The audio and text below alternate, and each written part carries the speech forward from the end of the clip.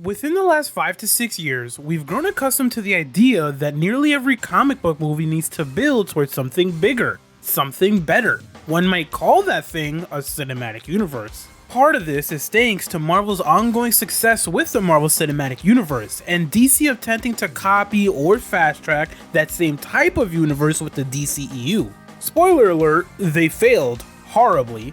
DC, however, wasn't the only company attempting to cash in on the whole cinematic universe concept. Universal Pictures tried to do so as well.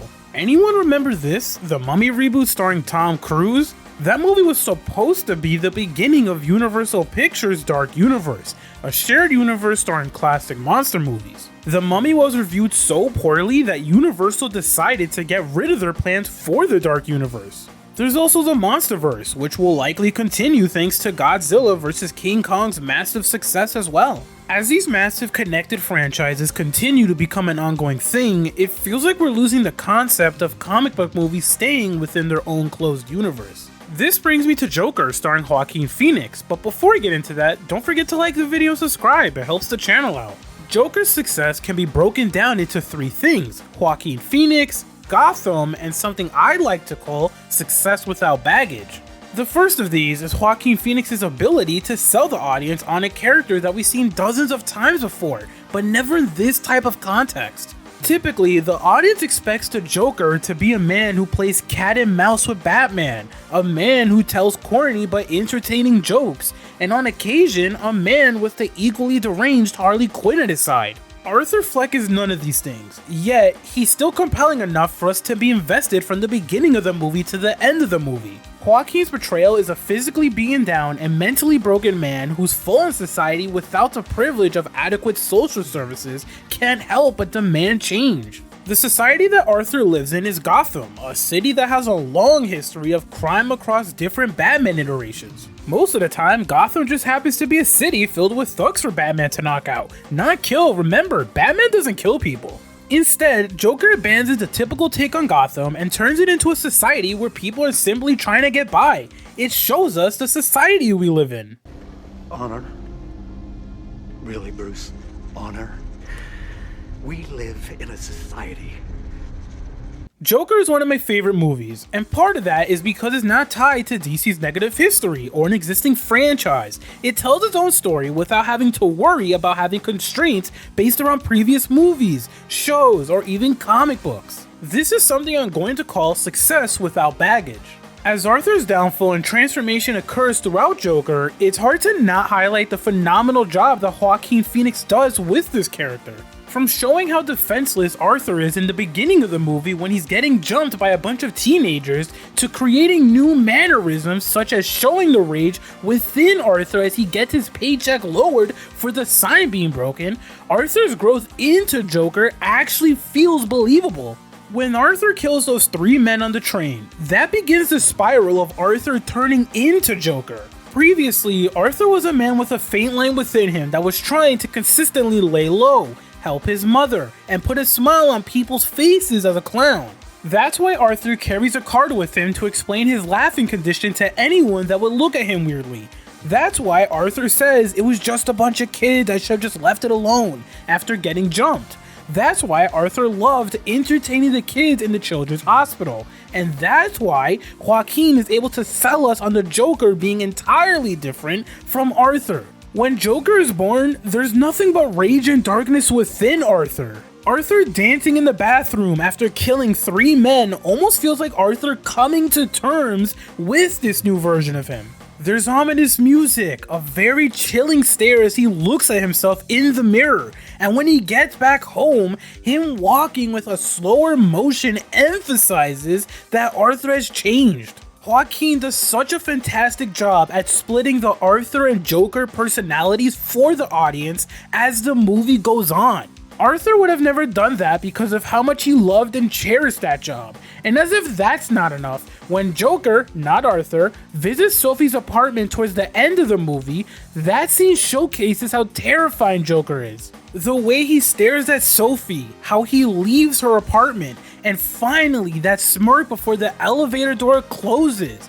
Every single change we see Joaquin do as Arthur spirals into Joker It works, and it's what makes Joker one of my favorite DC movies. For the sake of comparison, and yes, I use this video as an excuse to rewatch The Dark Knight, but let's take a look at Heath Ledger's legendary Joker. He's powerful, maniacal, and consistently putting people on pins and needles. As Alfred said, some men just want to watch the world burn.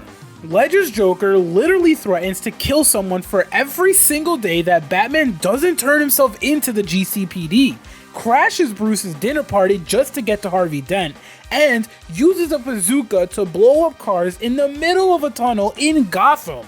Ledger's Joker is so powerful that he fully mocks Batman for not being in control of the situation during the interrogation scene. On top of this, he's straight up entertaining to watch because he's continuously witty, even if it's unintentional. Nearly everything that happens in The Dark Knight has been orchestrated by a grandmaster, and it's all a big game to him.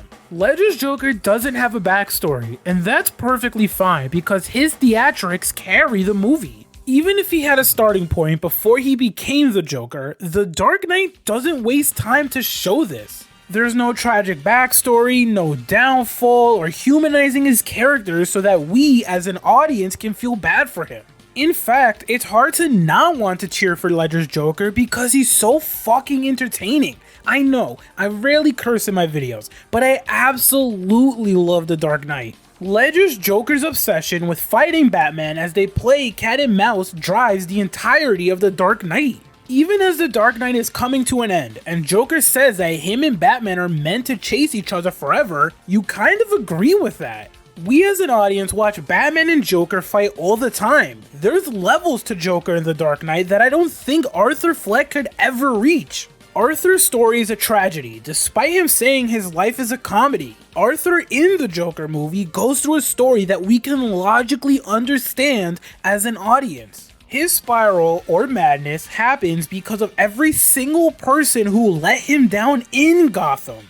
We know this because every person that dies is someone who let Arthur down throughout the course of the film. First, Arthur kills the 3 men who tried to jump him on the train. Then Randall, the co-worker who gave him the gun. Then his foster mother after finding out the years of abuse she put him through. And Murray for mocking his stand-up act. Arthur isn't the type of villain that chooses to randomly kill a person. He specifically chooses to not kill Gary, his other co-worker that was always nice to him. Yes, Arthur's spiral is awful, and him being on 7 different medications clearly played a role in this too, but the people of Gotham play a role in it as well. What do you get? I don't think so. When you cross a mentally ill loner with a it. society that abandons him and treats him like trash!